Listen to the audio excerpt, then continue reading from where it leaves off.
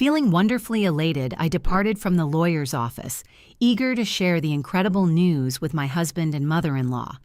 My childless aunt had bequeathed to me 2 apartments and a substantial sum in a bank account.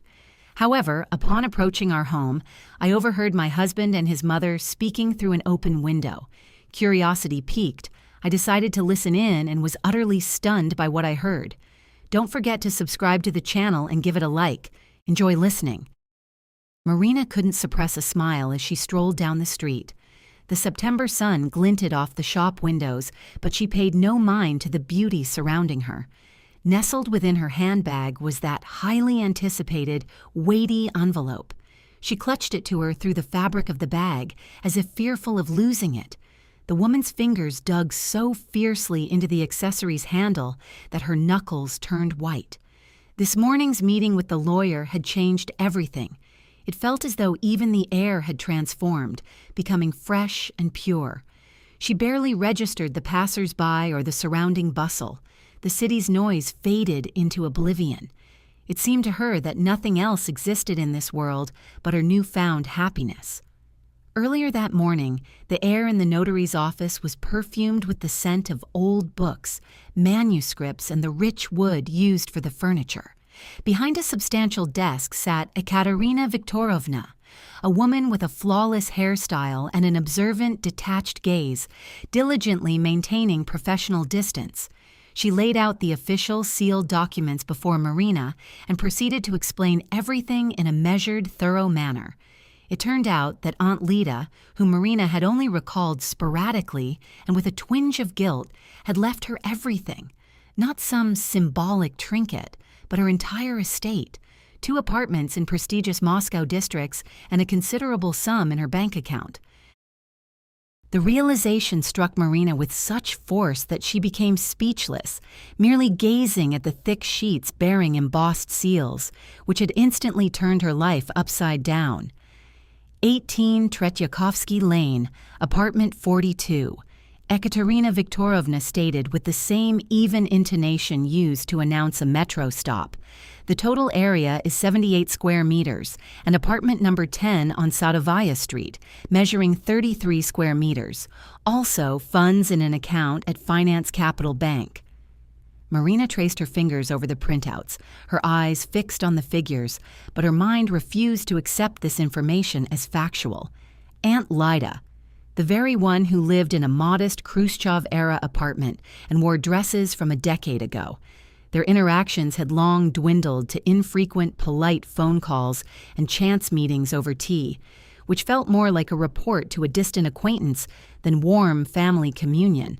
Marina had helped her pay bills and occasionally brought her groceries when she was unwell. It was an impulse of kindness, not calculation, as the elderly woman seemed so lonely and helpless. The thought that her unassuming, perpetually frugal godmother had secretly possessed such a fortune all along left Marina stunned, making her feel simultaneously deceived and embarrassed. "Why did she leave everything to me?" was all Marina managed to ask. She had other relatives, after all. Ekaterina Viktorovna looked at her with surprise. Lydia Petrovna was a woman of firm principles. In her will, she clearly specified that her goddaughter, Marina Valerievna Shcherbakova, was the sole heir. She noted your kindness and constant assistance. She did not name any other claimants to the inheritance. Marina left the notary's office with the sensation that a key to another life lay in her palm. In the square opposite, she sank onto a bench, her fingers instinctively reaching for her phone.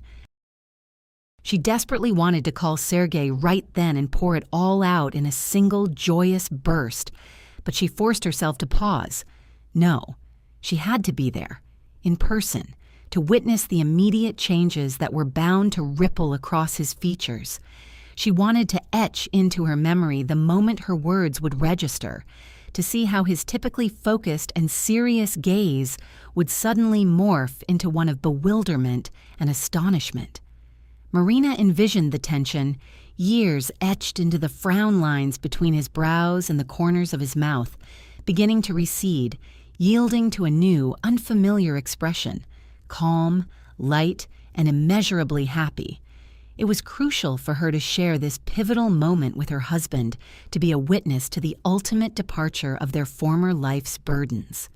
She savored the thought of Sergei sweeping her up and twirling her in a frenzy of unrestrained joy, allowing them both to finally exhale deeply, a breath they hadn't taken in years, and feel that everything would be all right. As she crossed the road, she felt an urge to laugh. The mortgage problem, that perpetual weight on their shoulders, which had poisoned every conversation with Sergei, had simply vanished. Now they could resolve it with a single stroke, and the second apartment could be rented out, providing them with a stable, passive income. After all, money was never a bad thing. The cherished dream of owning her own flower shop, which Marina had quietly shared with her friend Olga during their kitchen chats, had suddenly materialized. Even the name she had once concocted, Garden of Fortune, now sounded less like a fantasy and more like a prophecy.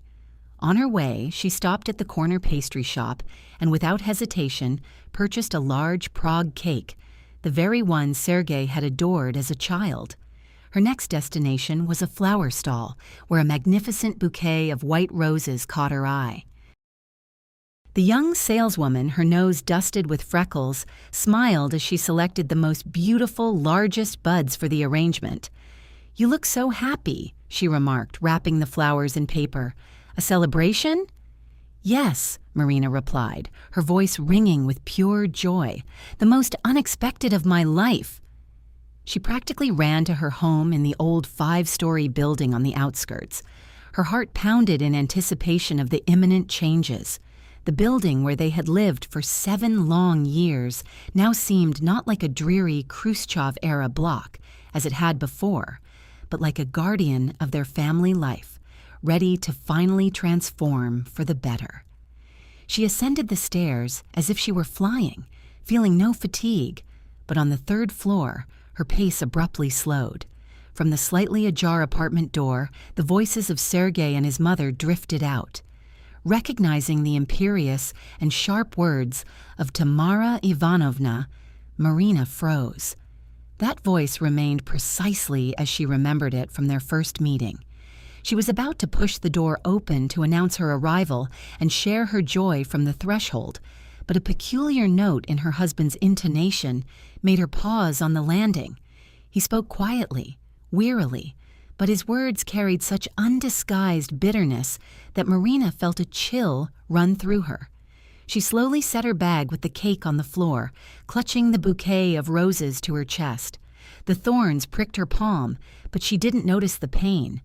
"Mom, stop," Sergei said. "Don't start again." "I'm not starting, I'm finishing," Tamara Ivanovna retorted. "How much longer can we wait?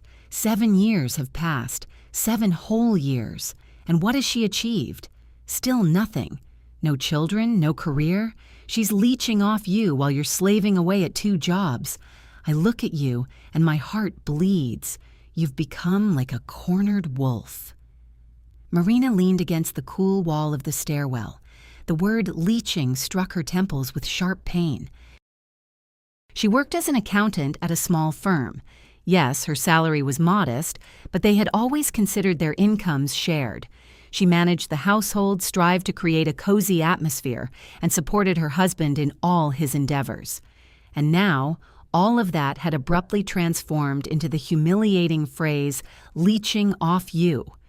"She's not leeching, Mom. Marina works too," Sergei attempted to argue. But his voice lacked firmness. It was more like an attempt to convince himself.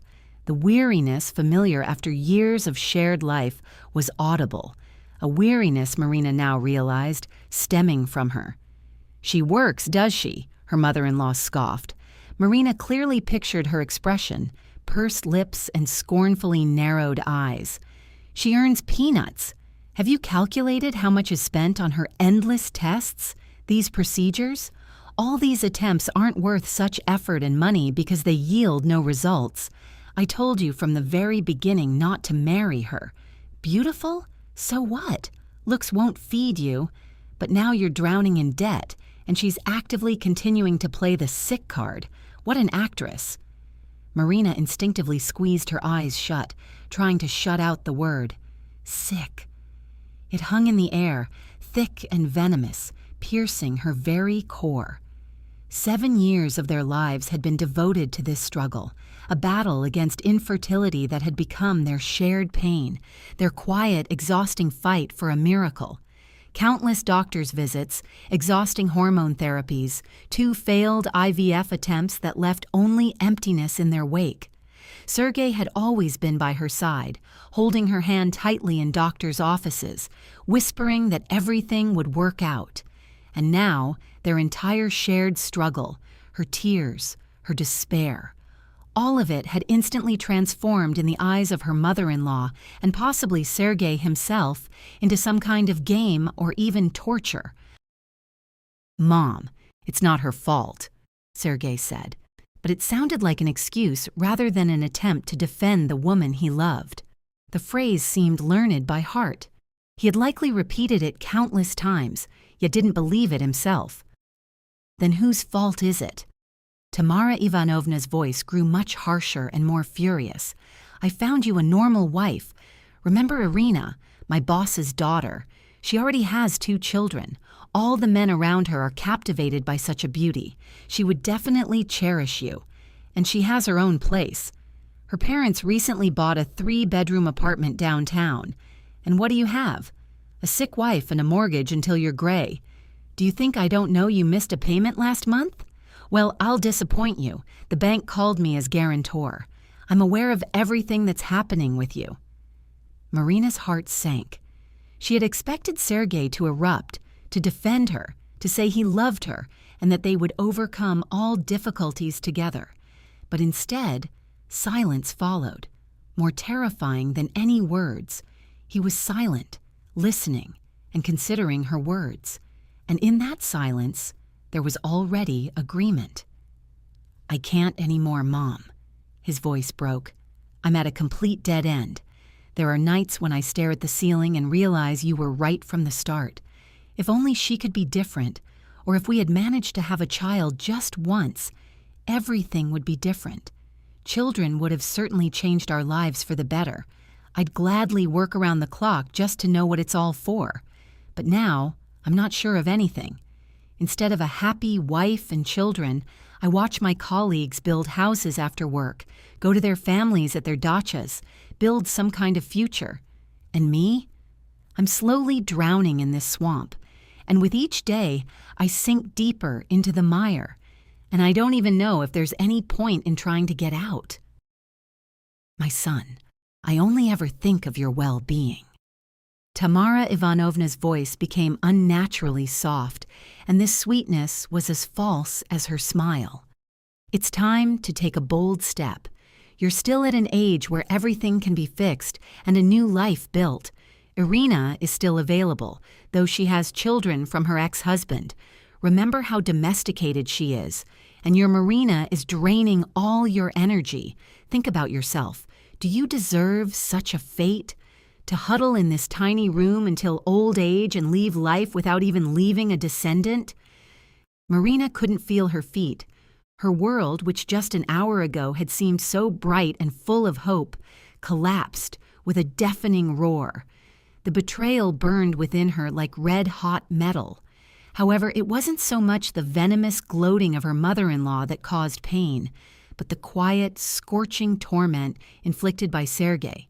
His weariness, his doubts, and his indecision, which he had never voiced aloud before. He had not only expressed them to his mother, but had also agreed with them. Her husband had betrayed her with his approval, his desire to start anew, but not with her, rather with Irina, a woman whose life was merely a ready-made picture with 2 children and her own apartment. Now she seemed to him to be the ideal, presented by his mother. He had taken their years of shared struggle for the right to be parents and weighed them against this illusion of a beautiful life with someone else's children, which his mother had foisted upon him. The most terrifying thing was that he had not chosen her and their future child, whom they could have eventually brought into this world. Marina stood on the stair landing, her hand pressed to her mouth to stifle a loud sob. Tears streamed down her cheeks, leaving salty trails on her lips. The joy from the news of the unexpected inheritance had turned into a bitter lump in her throat, preventing her from uttering a sound. What difference did it make how much money she had now if the person with whom she had shared joys and sorrows equally considered her a burden? A sick wife. Those words rang in her ears, drowning out everything else. She felt as though she would suffocate from the pain. She heard footsteps approaching the door. Marina recoiled further into the landing's shadow where an old coat hung. The door opened and Tamara Ivanovna appeared on the threshold. She was just as Marina had pictured her during their conversation with her son, in an expensive suit, with a perfect hairstyle, carrying a designer handbag that Sergei had gifted her for her last birthday. Her face looked not just satisfied, but almost serene, like a cat that had devoured a bowl of sour cream. "All right, I'm leaving.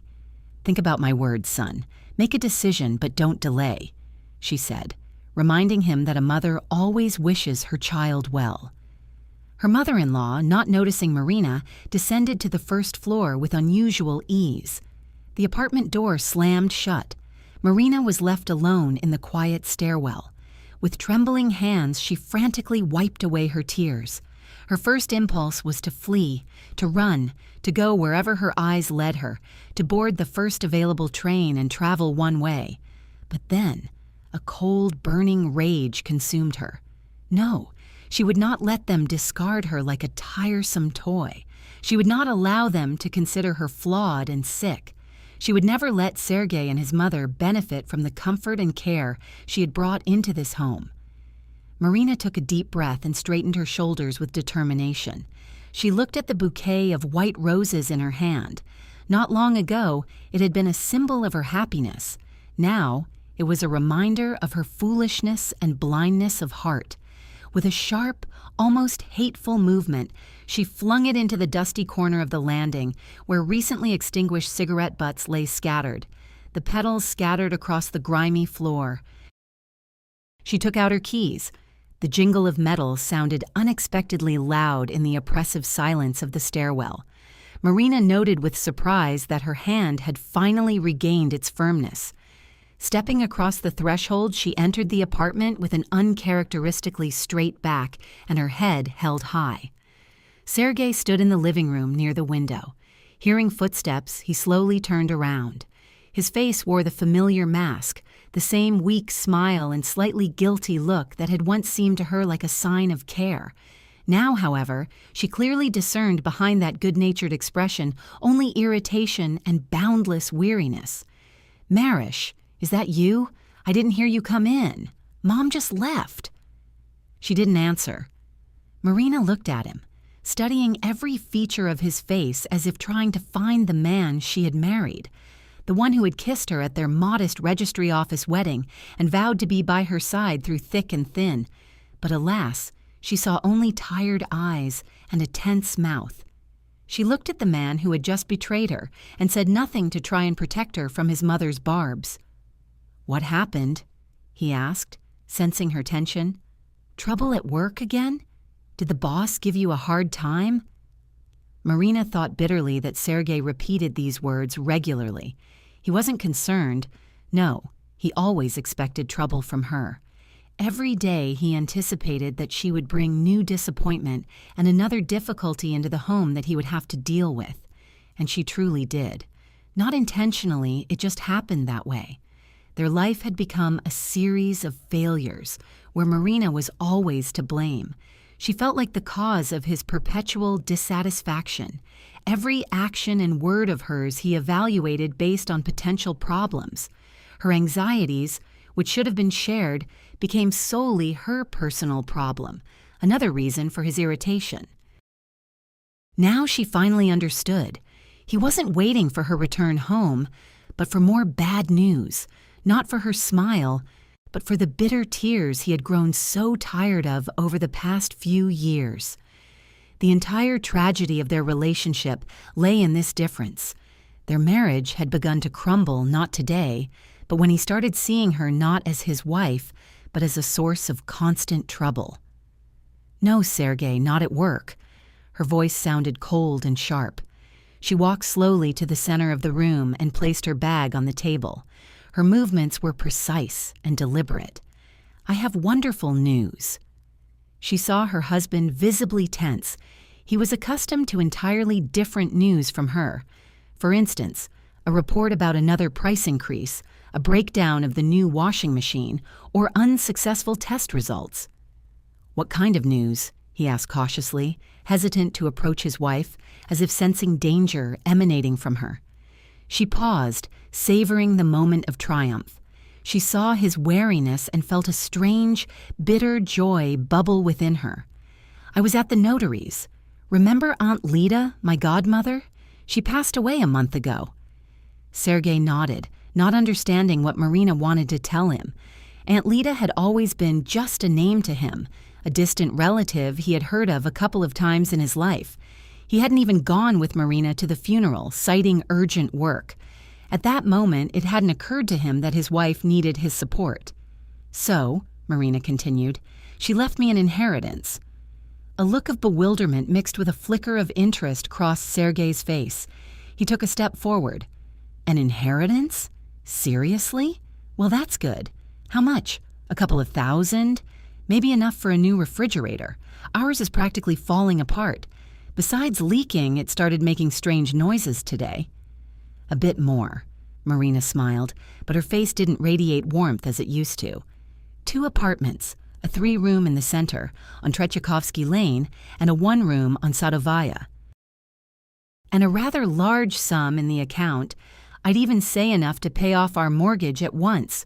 We'll even have money left for a comfortable life." She watched with delight as her husband's expression transformed before her eyes. Bewilderment gave way to disbelief, then astonishment, and finally a greedy, triumphant ecstasy. He took a step towards Marina, hope ignited in his eyes. Sergei even laughed, much like a child, a loud, unrestrained laugh. "Marina, you're joking. This is simply fantastic. 2 apartments. Do you realize what that means? We're saved. Come here. I want to hold you so much." He reached out his hands to her, smiling broadly. Such a smile hadn't graced his face in years. However, unexpectedly for Sergei, Marina took a step back. Her cold gaze made him freeze in place. "Wait," she said softly, but each word sounded as distinct as a bell toll. "I haven't told you everything yet. What else could be more important? This is a fairy tale. Everything else is just trivial," he repeated. But his enthusiasm had already waned, met by his wife's icy calm. He clearly suspected something was amiss. "Yes," Marina agreed. "Saved. And you know what I realized while I was standing on the stair landing, listening to your heartfelt conversation with your beloved and caring mother? You don't understand what I'm talking about? About that very conversation that took place in our apartment today, when you were talking about how tired you were of your sick wife." Sergei's face contorted. The color slowly drained from his cheeks, leaving behind a sickly pallor. The man's mouth fell open in shock. "What do you mean?" he stammered. "What conversation? Don't pretend, Sergei. It's unbecoming of a man. I heard absolutely everything. From beginning to end. From the moment your mother said I was leeching off you, right up to her wise advice about starting anew with some Irina, who, as it turns out, has 2 children and her own apartment. Very convenient, isn't it?" She spoke calmly, but each word hit its mark precisely. Sergei froze. His hands dropped helplessly to his sides. He looked like a schoolboy caught stealing. "Marin, you misunderstood everything," he began. His voice trembled noticeably. "Mom just worries about me. You know how she's always been. I didn't mean it like that. I'm just worn out by all these troubles and the endless debts. I simply wanted to vent, nothing more. Honestly, I don't see eye to eye with her." "Don't," Marina cut him off sharply. Her voice finally cracked, tears and fury shimmering within it. "Don't humiliate yourself any further. You've made your point quite clearly. Do you really think I haven't noticed how you look at other people's families? How you sigh when you see mothers pushing strollers past our building? I saw everything, but I believed we were a team, that we tackled problems together. As it turns out, all this time I was alone, and you've been looking for an escape route for a long time. In your mind, you've already chosen a new wife, recommended by your mother, healthy, fertile, and with her own place. Lovely, isn't it?" "That's not true," he shouted, his eyes revealing guilt, now mixed with anger at being caught and his plans crumbling so rapidly. "I love you. I'm just tired. Anyone in my situation would be tired." "Love?" Marina let out a bitter laugh, a harsh, unpleasant sound that made Sergei wince. "You love the life we can now afford thanks to my inheritance, the chance to finally be rid of debt, the 2 apartments I now possess. But you don't love me, the sick, infertile Marina, who will soon drive you to your grave. No, you're tired of loving me. You said it yourself, and I believe you." She saw his gaze drift to her handbag, from which the corner of a notary's envelope peeked out. A primal fear flared in his eyes, the sudden terror of losing the opportunities and money that were almost within his grasp. "But that's our inheritance," he blurted out. "Our. We're husband and wife. In a divorce, all property is divided equally." So that was his main argument. Not love, not remorse. Just money and newly acquired assets. Marina looked at him with such palpable contempt that he averted his gaze, unable to withstand his wife's stare. "No, Sergei, this is my inheritance, solely mine, left to me by my blood relative. Your mother is no relation to me. You are simply people who considered me a burden, and burdens, as everyone knows, are discarded with a light heart. And I am parting with you forever." She walked to the table and picked up her bag. Her movements were steady and resolute. "Where are you going?" Sergei's voice held a raw, uncontrollable panic. He lunged toward her, grabbing her elbow. His fingers dug into her arm. He tried with all his might to stop her. "You can't just leave like this. We're family. Let's discuss everything. I'll talk to my mother and everything will be all right, just like before." "Let go," Marina said quietly, her tone carrying a weight that made Sergei release his grip. "Don't you dare touch me." She looked at him one last time, at the man who, just that morning, had been the center of her small universe. He was the one she so desperately wanted to have a child with. Now, he was merely a stranger, his face contorted with greed and fear. He was so pathetic in that moment that Marina felt disgusted. "Tomorrow, my lawyer will contact you regarding the divorce. The mortgage, since you were so eager to get it, you can pay off yourself. I won't leave you a single penny. You wanted a fresh start, so start, all alone or with your Irina. That's for you and your mother to decide." She turned and left the apartment. The door closed behind her with a soft click that sounded louder than any clap. From within the apartment there were no shouts, no sobs, no sounds of breaking glass. Beyond that door, there was only a tomb-like silence. As Marina descended the stairs, her shoulders straightened. The air she breathed was bittersweet, tinged with the salt of tears, yet sweetened by freedom. She stepped outside. The evening air was cool and crisp. She took out her phone and found her friend Olga's number. "Olga, hi," she said, her voice steady and cheerful once more, but now sounding more alive. "Are you okay if I pop over for a bit?" "Yes, really, just for a short while. I'll tell you everything in the kitchen, so feel free to put the kettle on. From this day forward, a new life begins for me." She slipped her phone into her coat pocket and walked forward with determined steps, not looking back at her former home. With every meter she covered, the feeling of inner liberation grew, pushing out years of accumulated tension and despair. Ahead lay the unknown, but for the first time in a long time, Marina didn't feel helpless. She was now in charge of her own destiny, no longer dependent on the approval of her husband or mother-in-law. Justice had prevailed, not the kind spoken of as divinely bestowed, but the kind she achieved herself through difficult decisions. Yes, it had required dismantling her old, familiar life, the very life that had dragged her down for years, forcing her to accept humiliation and overlook her husband's true feelings toward her. However, thanks to the choice Marina had finally made for herself, there was simply no room in her new reality for Sergei or his overbearing mother. They were relegated to the past, a part of that stifling existence she had consciously and irrevocably rejected. Now, her world contracted to the size of her own heart, encompassing that precious chance for a new beginning she had finally dared to grant herself. This unexpected good fortune, the inheritance that had fallen into her lap like a reward for later courage, arrived at the most critical juncture of her life, irrevocably shattering the foundations of her former existence and making way for an unknown future that no longer intimidated but allowed her to move forward without fear.